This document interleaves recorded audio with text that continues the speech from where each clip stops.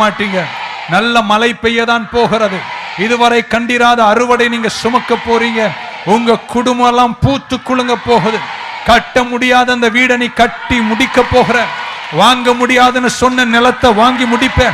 எந்த வியாபாரத்தை முடிக்க நினைச்சாங்களோ அவனையும் சேர்த்து விலை கொடுத்து வாங்குவ. உனக்கு கர்த்தர் அந்த ஆற்றலை தருவார் என்று இயேசுவின் நாமத்தில் அறிவிக்கிறேன். ஒரு ஆமென் சொல்லிடுங்களேன். ஹல்லேலூயா. ஆமென்.